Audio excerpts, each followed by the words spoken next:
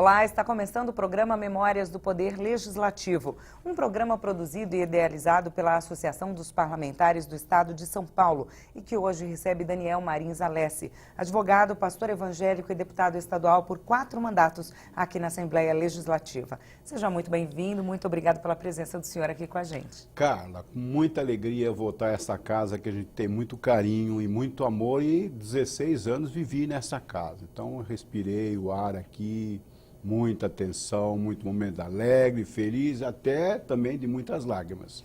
Eu vou então fazer uma pergunta inusitada que não estava no script. Hoje, quando o senhor chegou aqui para gravar esse programa com a gente, o que o senhor sentiu?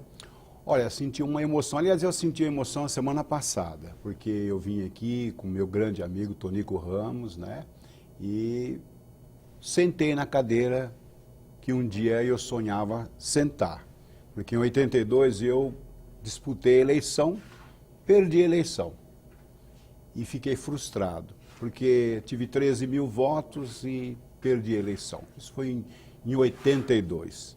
Sabe como pastor e como evangélico, a gente crê no poder do alto.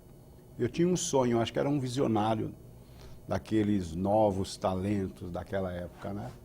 Eu sentei na passagem do ano aqui e fiz uma oração, dizendo assim, olha, se o senhor tem um propósito para que eu venha a ser deputado, eu quero que o senhor me diga por que eu perdi a eleição. Porque trabalhei muito e perdi. Na época, entrei na política por causa do Jânio Quadros. Então, Jânio Quadros tinha um nome fantástico, maravilhoso. Conheci o Jânio Quadros lá no Guarujá. E ele me incentivou, junto com Ivete Vargas, para sair candidato. Então, eu trabalhei muito, andei no estado todo, acreditava até que o Jânio seria governador, mas ele perdeu também. Era o voto vinculado de presidente até vereador. Perdi a eleição, então eu fiz aquela oração.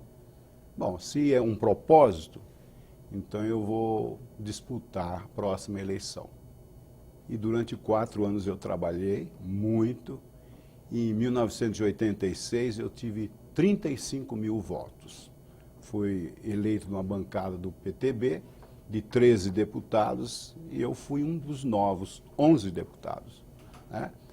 E desde lá, então, nós articulamos aqui algo que foi bandeira da minha campanha, como que é uma memória, quem sabe uma memória contra esse deputado idealista e sonhador. Porque uma das bandeiras, a primeira bandeira, que eu era do ABC, a bandeira era contra as enchentes que tinha no ABC.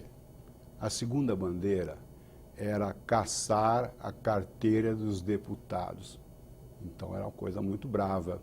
Entrar nessa arena aqui e querer caçar a carteira dos deputados, porque eu sempre fui trabalhador. Desde 12 anos de idade eu comecei a minha vida muito cedo, de uma família humilde, pobre, sabe, de 8 irmãos. Meu pai dizia assim, não tem nada que a gente tem que ter vergonha. O trabalho enobrece o homem.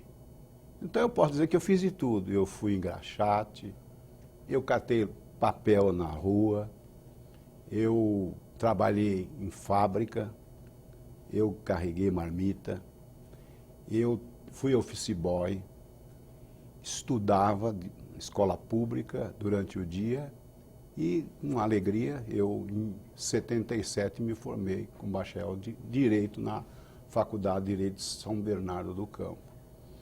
Então eu tinha um sonho, se desde 12 anos eu trabalho e vou me aposentar como qualquer cidadão brasileiro, não é justo que com 8 anos de mandato um deputado pode se aposentar. Então nós fizemos uma coisa com você como jornalista, eu fui com esses 11 deputados, fizemos aí uma turnê no Estadão, no Diário Popular, na Folha, colocamos um painel lá na Praça da Sé e começamos a trabalhar os deputados aqui para que nós pudéssemos viabilizar, costurar aqui, o Tonka sabe muito bem como é costurar aqui nas bancadas, algo que é cortar na própria carne, e nós conseguimos aqui um entendimento, aqueles que tinham direito de aposentadoria se aposentaria, e daí para frente seria, de fato, extinto a carteira dos deputados. Então, como é memória, é algo muito importante para aquele telespectador que acompanha aqui esse relato, porque eu fui um dos primeiros que colocou no papel esse desejo como bandeira para um deputado que iria, de fato, extinguir a carteira dos deputados. E nós conseguimos vencer. E até hoje eu posso dizer, se eu fosse me aposentar, seria me aposentado como deputado, porque eu tive 16 anos de mandato, mas eu fui aposentado como qualquer cidadão. Uma aposentadoria pequena, mas dentro daquele idealismo, eu de fato fui um vitorioso e um vencedor. Foi o primeiro estado a cancelar a carteira dos deputados em todo o Brasil. Isso foi em 1988. Como memória, então, desde 88, não existe mais a carteira para os deputados se aposentar, com um privilégio de 8 anos de mandato. Até pela dificuldade, né, e pelo tamanho da tarefa, foi o trabalho como parlamentar que mais marcou o senhor? Olha, essa foi, posso dizer, uma batalha muito difícil, porque convencer todos os partidos, convencer os deputados antigos e aqueles deputados que já estavam com direito quase adquirido, aqueles que estavam com 4 anos já entrando no segundo mandato, aquele que foi reeleito, que já estava com 7 anos, 8 anos de mandato, então, que já tinha o direito praticamente de pleitear, foi difícil, uma guerra. Mas houve um consenso e nós, de fato, demos um grande passo e um exemplo para a federação, né? Mas não foi. Eu acho que a maior contribuição como parlamentar para todos foi a Constituição do Estado de São Paulo, né? E nós avançamos muito. Eu posso dizer até como líder evangélico, entramos numa guerra, numa batalha, porque eu fui escolhido na época porque era um líder aqui na cidade de São Paulo que tinha uma experiência. Eu era líder de jovens aqui, muito conhecido, ajudei muito o Fausto Rocha, que foi deputado estadual, deputado federal, depois foi secretário também. O Joia Júnior, que foi um deputado estadual, deputado federal, muito conhecido no meio evangélico. Então eu andei muito nessa cidade, né? E na época eu fui escolhido para ser o representante dos evangélicos. Então nós teríamos a Constituição e tinha muitos, assim, aquele pensamento, o que vai acontecer? Naquela época diziam, olha, vai entrar aí, tem saindo da ditadura, aquele pessoal dizendo, olha, vai entrar um pessoal que vai extinguir igreja, vão fechar a igreja, tudo conversa naquela época, né? Mas não era realidade, mas tinha esse temor daqueles direitos garantidos para os cristãos poderiam ser arrancados da Constituição que seria construída aqui nesse parlamento. E eu posso dizer que, de fato, o primeiro embate, de fato, foi isso, porque na abertura do plenário, sobre a proteção de Deus, abrimos nosso plenário, né? Sobre a proteção de Deus. Então, a bancada comunista de esquerda não queria que colocasse já no preâmbulo da Constituição do Estado de São Paulo a palavra Deus. Então, eu como líder cristão, líder evangélico, eu me opus. Então, foi um debate assim até ridículo, porque eu acho que colocar Deus em qualquer lugar, não importa aquele agnóstico que não acredita em Deus, ele tem que respeitar aquele que acredita. Então, nós podemos dizer que a nossa Constituição do Estado de São Paulo teve um avanço, teve um progresso, e nós saíamos aqui de madrugada, 2, 3, 4 horas da manhã, virávamos à noite para fazer, e fizemos uma Constituição bonita, enxuta, e eu acho que modelo para a nação brasileira. Isso foi em 89? Em 89.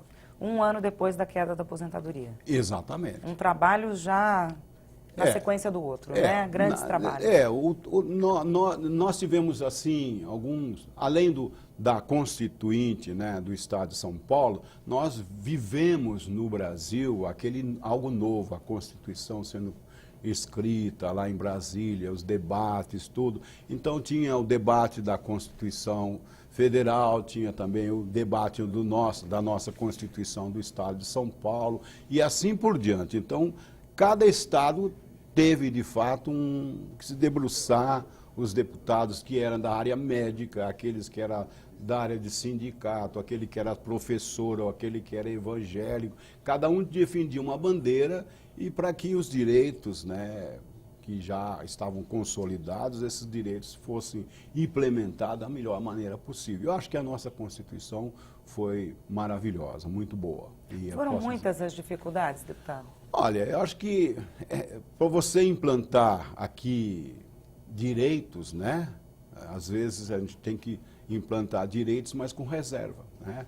Eu sei que aqui tinha uma correria de empresários, microempresários, tinha aquela correria dos professores, dos médicos, então cada um aqui defendendo o seu quinhão, o seu pedaço, né?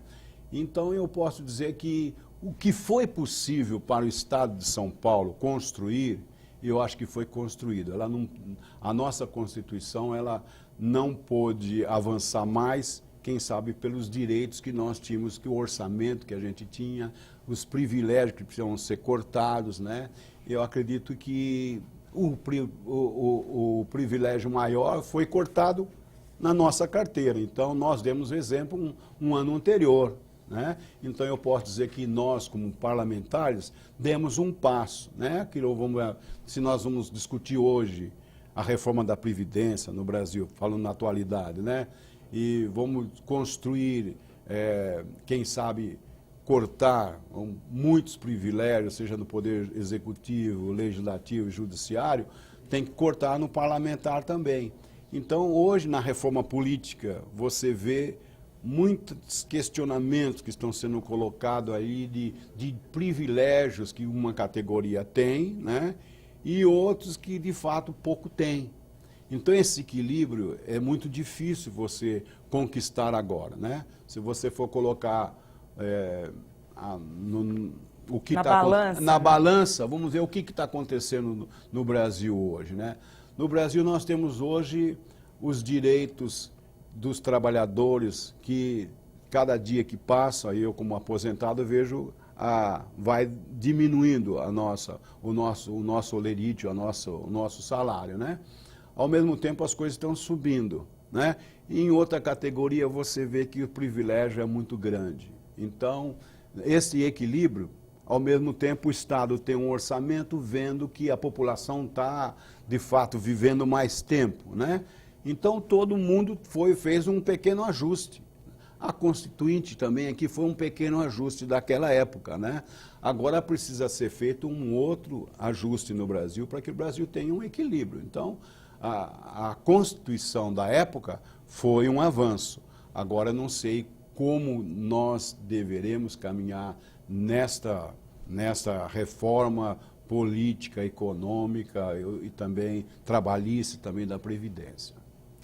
Deputado, o senhor participou também da CPI que apurou o massacre do Carandiru, né? Isso, foi um...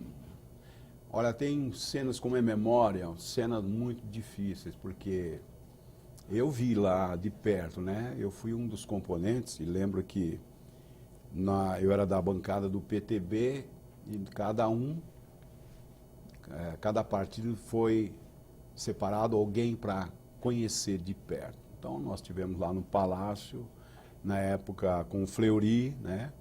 Então veio uma CPI que queria, de fato, pegar o governador, o secretário da Segurança, que deu autorização e quem, na realidade, deu autorização não foi ele, a autorização veio de cima, né? Foi o governador que deu a autorização e ele foi obrigado a cumprir. Isso são coisas de bastidores que na época aconteceu e eu também como um representante isento, querendo conhecer a realidade, porque quem estava no Carandiru, de fato, tinha uma folha corrida muito longa, né? Então nós participamos dessa CPI e nós fomos convocados para conhecer a casa onde estavam os presos, né? Alguns representantes do parlamento. Foi de todos os partidos. Foi feita uma comissão, né? E eu fui junto com o deputado Conte Lopes. Você imagina, o Conte Lopes, ele era considerado o matador dos bandidos. Então nós fomos lá. Então nós fomos recebidos lá por diretor da Casa de Detenção, e a minha surpresa era, bom, ninguém pode andar armado aqui. Então nós vamos conhecer o que aconteceu, né? Vamos conhecer. Então vemos um relato aqui do que tinha acontecido. Alguns falavam de massacre, outros falavam que eles tinham colocado ali, cortado a cabeça de alguém, colocado num pontalete, tiraram todas as luzes, a energia, jogaram bolinha, jogaram óleo, tiraram a energia e começaram a ter tiroteio. Então tinha a versão dos dois lados. Então nós fomos conhecer a realidade e em loco conhecer dentro da célula o que aconteceu, e para mim foi uma surpresa muito, muito dolorosa, que ficou na minha cabeça muitos e muitos meses depois desse dia, porque nós fomos conhecer, fomos lá tranquilo, não, pode ficar tranquilo. Na minha cabeça como parlamentar, eu vou entrar num presídio onde está todo mundo numa cela, e para mim foi uma surpresa que ninguém estava em cela, coisa nenhuma, era o portão aberto da cela, eles andando para cima e para lá, então a gente entrava e a surpresa é que cada cela tinha um pequeno fogão, tinha faca de cortar batata, tinha alguns que recebia carne, recebia a sua comida diferenciada. Então a gente foi vendo as coisas assim, então nós vamos subindo lá, os andares, entrando em cela por cela. Tinha cela que tinha mais de 50 tiros de metralhadora, todo ali. E ali, aqui morreu 3, aqui morreu 4. E teve um testemunho de um que marcou a minha vida, um cara que disse que ele tinha até se convertido, que ele sabia que eu então era pastor. Ele disse, olha, tinha uma meia dúzia que tinha recebido um montão de tiros e eu fiquei embaixo, que os caras não estavam passando, e eu coloquei aqueles corpos em cima e ainda metralharam e eu tive 8 tiros e não morreu. E eu fiz uma prece, ele disse, fiz uma prece lembrando que a minha mãe sempre falava que eu não deveria estar nessa vida, nas drogas, no tráfico, no roubo, e eu lembrei das preces, das orações que ela fazia. Então eu pedi a Deus, se Deus existe, então eu não quero morrer aqui. E ele não morreu, mostrou todo o seu corpo todo marcado. Então quando nós estávamos saindo dessa cela, ouvindo esse cara aí, daqui a pouco nós começamos a escutar lá embaixo. Você imagina que quase 2.000 presos lá, gritando, lincha, mata. No momento da visita? No momento da visita. Nós estamos lá quase no último pavilhão, na cela. Aí o diretor falou assim, pastor, você tem que ter um santo muito forte, porque acho que não vai sair ninguém vivo daqui. Esqueceram que o capitão Conte, ele é inimigo dos bandidos. Então vocês vão ter muita dificuldade de nós descermos agora. Aí eles fecharam as escadas e foi um desespero, porque a gente não acreditava que ia chegar lá embaixo. Começamos a descer, aí começaram a dar chute em um, em outro. Eu, graças a Deus, tomei um empurrão nas costas. E aí entrou um bandido lá, levantou as 2 mãos, dizendo, não, esse é do nosso time. Eles vieram aqui fazer, de fato, reconhecimento, saber o que de fato aconteceu. Se houve massacre ou não. Se nós, de fato, partimos para a violência contra esses parlamentares, então nós vamos estar perdidos. Eles vieram, de fato, mostrar que a polícia esteve, de fato, de uma forma ostensiva, matando os nossos companheiros. Então esse cara se levantou lá e foi um que impediu a gente ser massacrado, porque nós íamos morrer mesmo.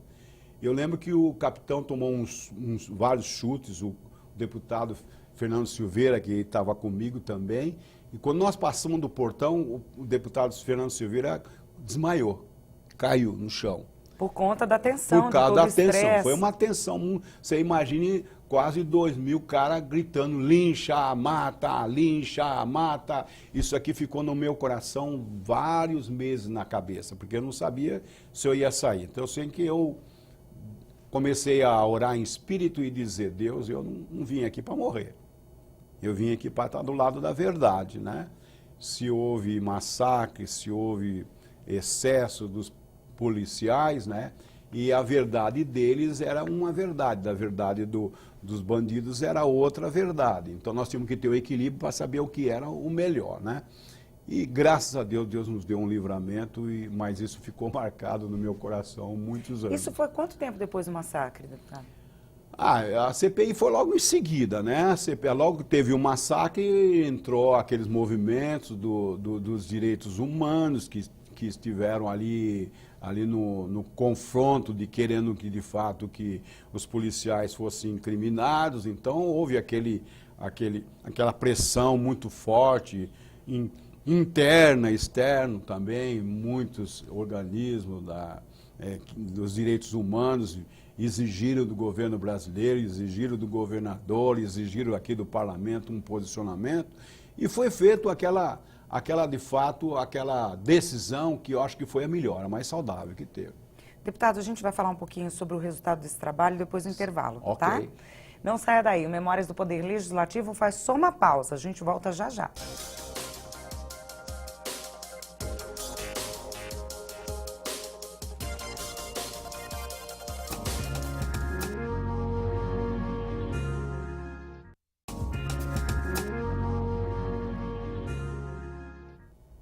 Estamos de volta com o programa Memórias do Poder Legislativo, um programa produzido e idealizado pela Associação dos Parlamentares do Estado de São Paulo. Hoje recebemos o advogado e ex-deputado estadual Daniel Marins Alessi. Deputado, no bloco anterior nós estávamos falando sobre a CPI que apurou aí o massacre no Carandiru. O senhor contou uma história muito impressionante e eu queria saber como é que terminou esse trabalho. Depois dessa visita, quais foram os desdobramentos?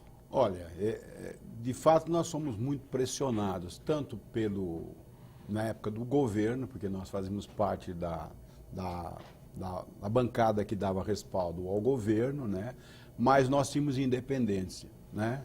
Cada parlamentar tinha que dar o seu voto, de fato, nessa CPI, com aquilo que viu, né?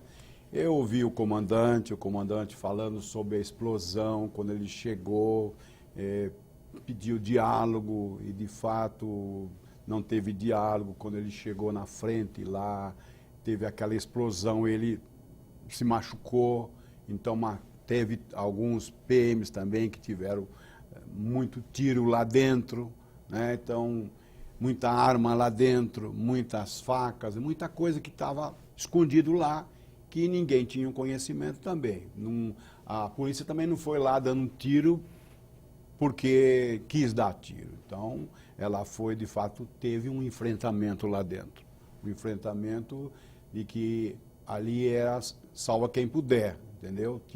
Não tinha energia, eles tinham que ter o controle, estava em um barril de pólvora, né?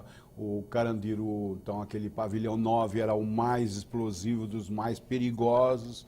Então, ali só tinha gente com alto índice de criminalidade. Então, o que a gente pôde enxergar, que existia de fato, por parte daqueles bandidos lá, de fato, uma forma de enfrentamento para, de fato, ter o controle de todo o presídio. Por outro lado, teve também um excesso, que quando estava controlado, teve célula que a gente viu ali 60 tiros, com metralhadora, então, que ali alguns foram de fato exterminados com metralhadora. Então, não sabemos por que foi feito isso, né? Então, a nossa conclusão foi que de fato teve excesso, mas eles também corriam risco de vida. Então, era uma autodefesa também.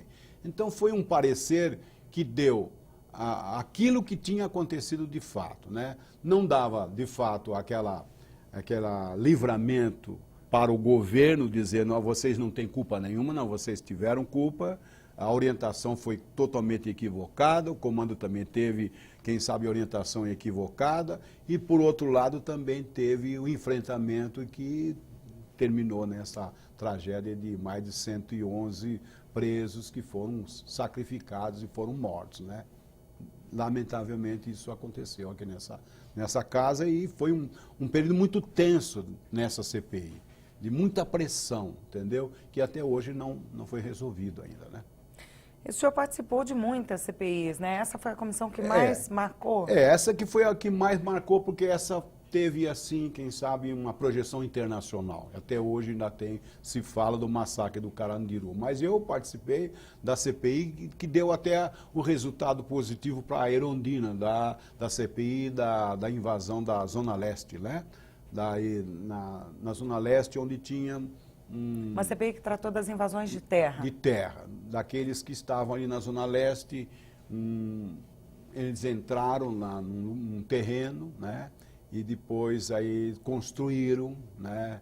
Construíram barraco de alvenaria e depois a polícia foi tirar. Então teve um enfrentamento, a Erundina ficou na frente dos tratores, então o trator ia derrubando aquelas casas, então a Erundina entrou na frente. Então houve uma tragédia, um tumulto muito, muito sério.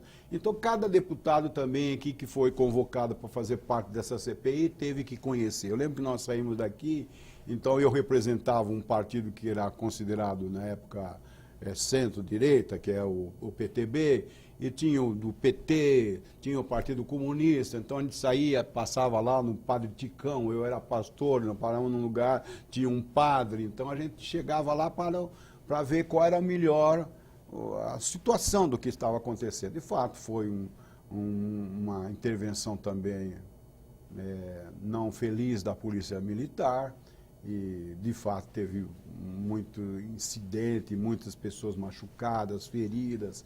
Então, também houve um excesso da PM também, mas eles estavam defendendo também, tinham que cumprir a missão, né? E o que deu de resultado positivo é que a gente conseguiu com o governador que aquela área fosse desapropriada, e eu tive a alegria de entregar muitas chaves de apartamentos que foram construídos lá. Então essa foi, de fato, uma CPI que teve um resultado altamente positivo para a Zona Leste, que além deles conseguirem, né? Porque ali não era, porque eu entrei em muitos lugares, não era como aqueles dizem que hoje profissionais de entrar na iniciativa privada, ou seja, de uma propriedade particular do governo. Não, ali eram trabalhadores que estavam ali já consolidados, não tinha nenhum vagabundo, não tinha ninguém do tráfico, não tinha ninguém ali ladrão, mas eram trabalhadores mesmo. Então, isso foi feito, um cadastramento, aquelas pessoas que estavam ali foram cadastrados, eu mesmo mandei meu gabinete ir verificar aquelas pessoas e, no fim, essas pessoas receberam o seu título, né? Ninguém recebeu de graça, mas foi bem barato o apartamento e foi uma conclusão de uma CPI maravilhosa.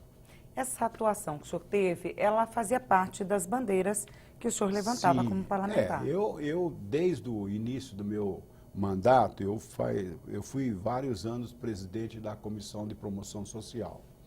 Então, eu também tive no governo Quércia um período onde teve uma rebelião. Eu acho que no meu mandato, acho que teve muitas rebeliões. E teve uma rebelião na FEBEM. E na rebelião de FEBEM puseram fogo lá, entendeu? Foi até no governo do Quércia que a Vaíta, que era presidente da FEBEM, era presidente da FEBEM, só sei que lá tinha muitas quadrilhas, muitos menores infratores que estavam lá. No fim, muitos de fórum comandavam aqueles meninos, que tiravam aqueles meninos para fazer assalto para fora. E nós assumimos numa rebelião onde estava em greve a FEBEM e o governador demitiu mais de 1000 funcionários. Então, foi uma limpeza e chegamos nesse período de uma rebelião e a indicação, como eu era indicado do PTB na área da FEBEM, Então eu tive a responsabilidade de colocar o presidente da FEBEM. E eu consegui um pastor muito bem cotado na cidade, ele era pastor Assir Pereira, ele era da Polícia Federal, era o representante da comunicação, né? Era jornalista da comunicação, e eu coloquei ele como presidente. Ele ficou como presidente, depois, um ano seguinte, lá na frente, ele ficou doente e tal, e a minha esposa, que era procuradora de São Caetano do Sul, por 28 anos lá, foi convocada pelo governador e então ela passou a ser presidente da FEBEM. Então tem um relato muito bonito da FEBEM, porque muitos falam sobre o menor infrator. E eu não tinha vivido esses negócios todos aí de rebelião, e eu fui conhecer o menor infrator, né? Então eu lembro que a Claudete fez uma pauta bonita de colocar a escola profissionalizante dentro de todas as unidades da FEBEM. Então tinha cursos, nós tínhamos não somente cursos profissionalizantes, mas tinham a humanização dentro da FEBEM, de dar àquele menor infrator carinho, amor e também compreensão e também disciplina, porque alguns precisam de disciplina, outros precisam de carinho, de afeição, porque por trás do menor infrator existe um lar desajustado, existe um pai, uma mãe, quem sabe alcoólatra, quem sabe de espancamento, de violência. A gente não vê esse lado, mas aquele menino que não recebeu carinho, não recebeu amor, não recebeu um abraço e foi sempre espancado. Então, esse menino, quem sabe, entra pelo tráfico, entra por furto e no fim lá como um depósito. Então lá, se não tiver um trabalho, se não tiver alguém que tenha um coração... De acolhimento. Um acolhimento e conhecer a realidade. E a minha esposa tem esse lado humano. E por ser professora também, ela fez um trabalho pedagógico ali. Então, em cada unidade, durante esses 2 anos, eu fiquei praticamente conhecendo a realidade que eu não conhecia. Mesmo sendo pastor, não conhecia a realidade do menor infrator, né? Daquele que está aqui na capital, que é usado, com muitos aqui. Na época, nós conseguimos desarticular 40 quadrilhas que usavam o menor. Quer dizer, usava o menor, tirava o menor de lá para o menor assaltar. Tirava o menor lá para fazer trabalho de distribuição de droga, entendeu? Então, esse lado tem que ter alguém com muita coragem. Eu lembro que muitas vezes a minha própria família, minhas filhas foram ameaçadas e muitas vezes de sequestro. Olha, ligava no meu gabinete, ligava no meu celular, dizendo, olha, eu sei o seu trajeto da sua filha, sei para onde que ela vai. Então você imagina que tensão é você exercer o mandato, né? Mas você está cumprindo uma missão. Isso foi em que ano, deputado? Foi em 89, por aí. 88, foi antes da eleição, né? Mais ou menos uns 2 anos antes, quando a gente estava no PTB, no governo Quércia. Foi nessa época também que o senhor propôs a lei que obrigava o ensino contra entorpecente? Isso. Na realidade, eu acho que hoje nós temos o Brasil tomado pelo tráfico, né? Lamentavelmente, eu conheço agora um pouco mais do que conhecia na época, né? Mas na época a gente não tinha a dimensão de como que é que o tráfico ele tem um poder, né? Hoje então o poder do tráfico é absurdo. Se você for no Rio de Janeiro, todas as favelas hoje tem 5 milícias, né? Então 5 facções que lutam entre si, além de uma facção de milícia de policiais, que são bandidos também. Então tem 6, eles disputando a bala, o tráfico na favela, na comunidade. Então, como é que vai conseguir que aquelas crianças que estão lá saiam desse tipo? Se tem 5 facções disputando o tráfico lá, a polícia não pode chegar lá. Na realidade do Brasil é muito difícil hoje. Mas naquela época, a gente já colocava os princípios, porque se você não coloca na sala de aula, se você não coloca para o professor ensinar de que, de fato, essa criança tem um bom caminho, né? Ela tem que seguir o bom caminho, tem que ser um homem vitorioso, vencedor lá na frente, mas ele tem que saber sair dessa malha de rede que tem aí todos os dias na porta da escola. Hoje, lamentavelmente, não é a realidade que eu vivi na época, né? Naquela época, o professor tinha autoridade. Hoje, o professor, o aluno bate no professor, né? Então, aquilo que a gente queria que fosse colocado era um clamor que tinha na época da sociedade. Hoje, então, o clamor deve ser muito, muito mais gritante, né? A gente vai continuar falando um pouquinho sobre ensino e educação no próximo bloco. Ok. Não saia daí, o Memórias do Poder Legislativo faz uma parada rapidinho. Daqui a pouco a gente volta.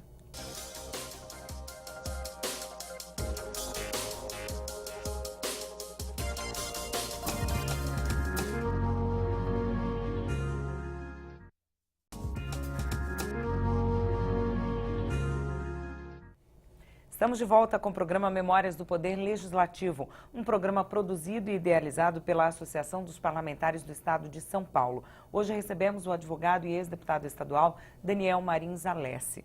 Deputado, a gente estava falando no bloco anterior sobre o ensino.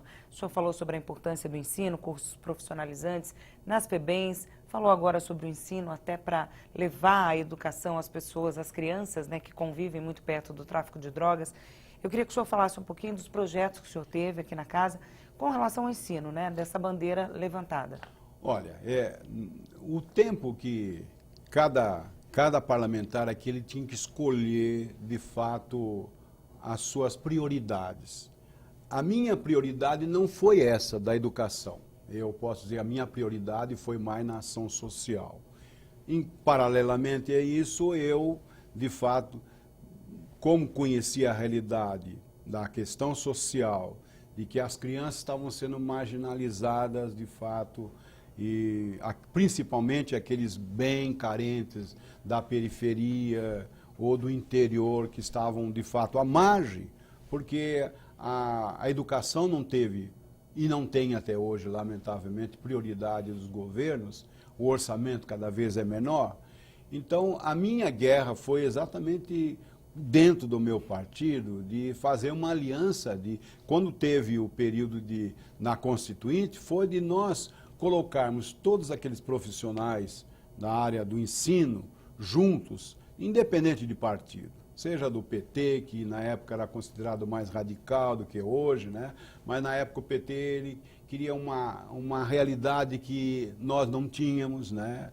O orçamento que a gente não tinha, hoje se luta por 10% naquela época, então era bem menos. Então, na realidade daquela época não comportava no orçamento aquilo que eles pretendiam, seja a bancada totalmente esquerda como as outras. Então, nós, na Constituição, nós chegamos à conclusão que deveríamos ter aqui um espaço, sim, de todos os partidos voltar a exigir melhoria na qualidade de ensino. Porque eu frequentei escola pública e venci na escola pública. Mas hoje a escola pública é um terror. A realidade do Brasil é um terror. Quer dizer, cada dia que passou, né, desde 86, quando eu iniciei o meu mandato aqui até os dias de hoje, vamos verificar que a educação foi caindo de qualidade. Então, nada foi feito, mas naquela época nós juntamos todos os partidos. Eu lembro que nós juntamos todos os partidos, lembro que eu era da região do ABC. Então, uma das bandeiras que eu tinha lá no ABC era, nós precisamos ter uma faculdade aqui no ABC. Então, todo o orçamento eu colocava lá, juntava todos os partidos e fazia uma moção pedindo para o governo federal, porque nós não tínhamos essa autorização, no Estado dependia do ensino, queríamos ter a USP aqui, mas tínhamos que ter no ABC uma faculdade, uma fundação que hoje já tem.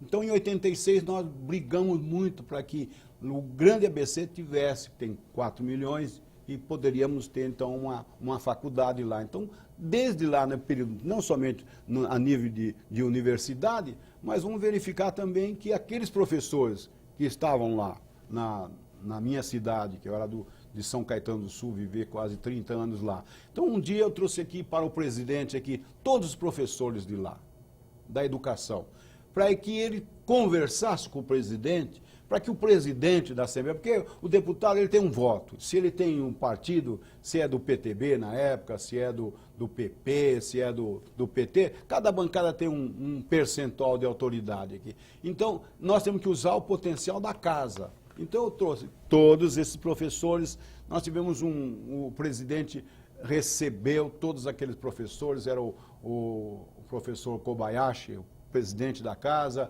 ele recebeu todos os professores, cada um deu uma opinião.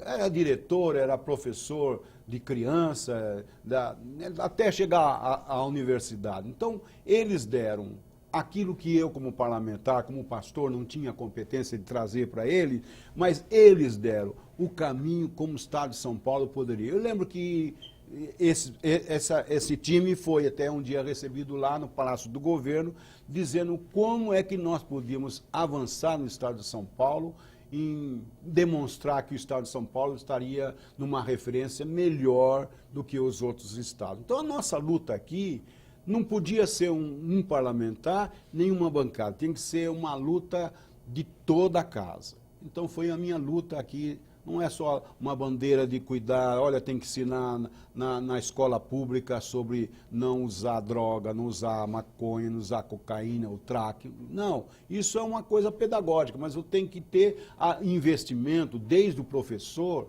ser bem preparado, ser bem remunerado e que a educação tenha um grau de competência a tal ponto de como ver. Hoje eu estou há 3 anos morando na América, então moro num lugar gostoso lá em Orlando, mas eu posso dizer que lá o investimento é feito.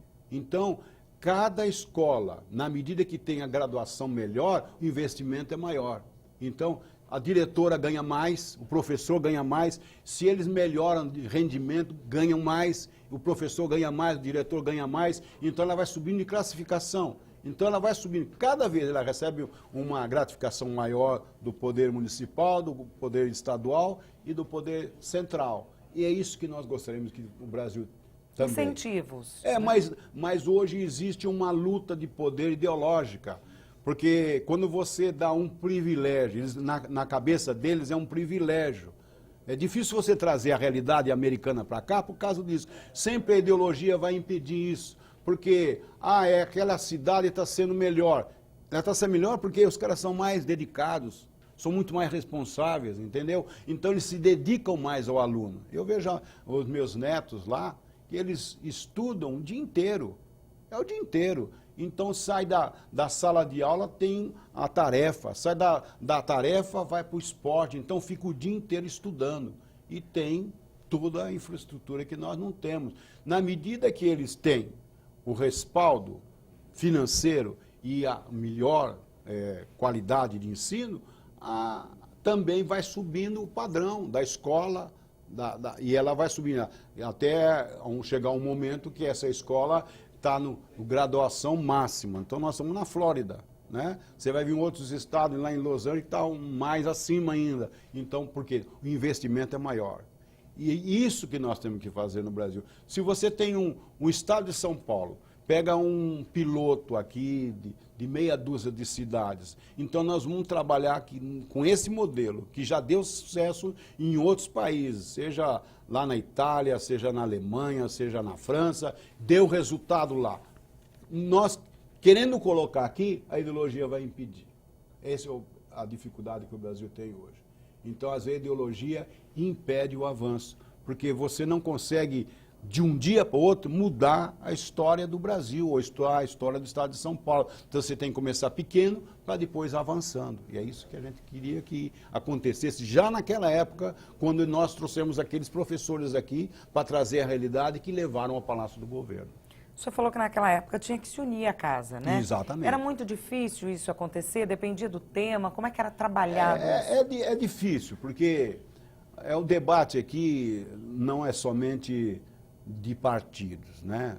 Na época a gente tinha aqui era o PMDB, depois foi o PSDB que assumiu o poder, né? No primeiro governo, depois teve um período aí que a direita, o centro tinha muita força, mas depois do Quércia, que entrou o PSDB, eu posso dizer que o PSDB está há mais de 20 anos aqui. Então, ele tem condições de avançar, teve as condições de avançar, como o PT teve 13 anos lá no poder com Lula e Dilma, 13 anos para avançar, e não avançaram nada.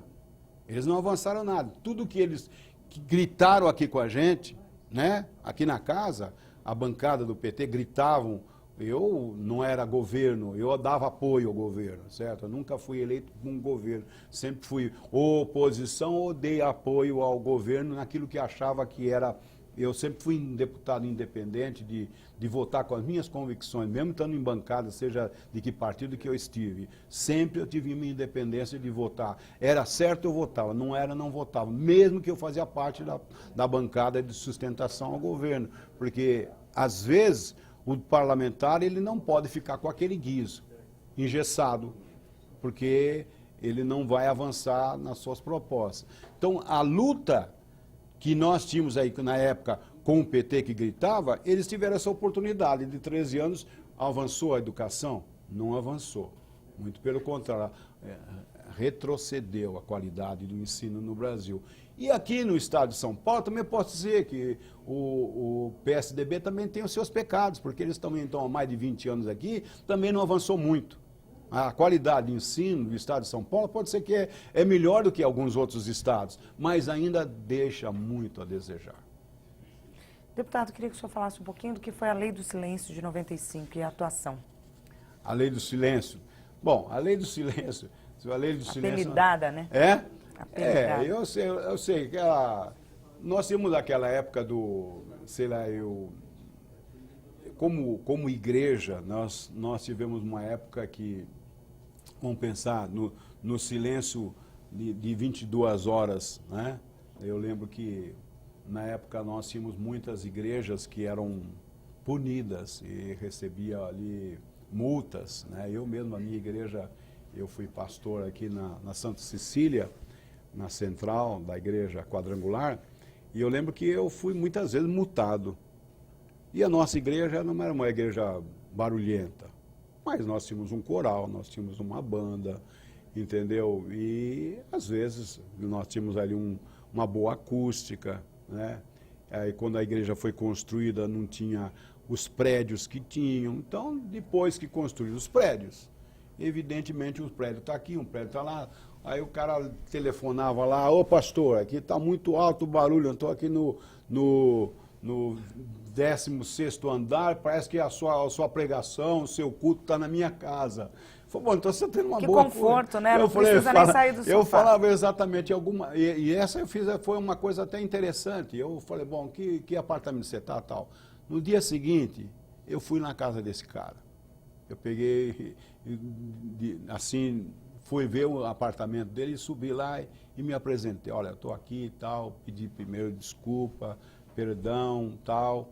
Aí eu sentei com o cara foi muito legal, me recebeu bem, me deu um cafezinho, me apresentei a ele e tal. Mostrei para ele que, de fato, a realidade é diferente quando não existia aquele prédio lá. A igreja estava lá, hoje tem quase 60 anos a igreja, né? Então, quando a igreja foi construída, é um prédio também, tem 4 andares ou 5 andares. Então, quando foi construída a igreja, não existia aqueles prédios, né? Então, na realidade, o nosso culto era das 19 horas, não podia passar das 22 horas. Então, na realidade, tem que ter um pouco de paciência também. E, de fato, também tem que ter o equilíbrio, a maturidade. Não posso dizer também colocar os decibéis acima de perturbar as pessoas, né? Então, mas tinha essa conotação de alguns que eram, de fato, inimigos. Seja porque é evangélico, seja porque, quando chega no carnaval, o batuque fica 24 horas, ninguém fala nada. Mas na igreja que era de fato, se tem reunião todo domingo, tem que ter domingo. Então, eu lembro que teve uma luta muito grande com a prefeitura, na época, que queria multar, e multava mesmo. Então, teve a bandeira também de nós defendermos aí esse lado e de ter até as 22 horas um determinado decibéis que poderia, e acima disso, teria a multa mesmo. Então, foi uma bandeira também de lutas e que teve sucesso positivo para a gente. E foi resolvido dessa forma? Foi resolvido dessa forma, com entendimento. 22 horas, tudo tranquilo. Mas ainda existe, eu sei que tem algumas igrejas que não obedecem. Eu posso dizer que tem algumas igrejas que não obedecem, são mais avivadas, tem barulhenta e tal, e às vezes quem é o vizinho da direita e da esquerda sofre um pouco, sim. Deputado, muito obrigada pela presença do senhor aqui com a gente no programa. Ok, muito obrigado. O programa Memórias do Poder Legislativo fica por aqui. Obrigada pela sua audiência. Até o nosso próximo encontro. Tchau, tchau.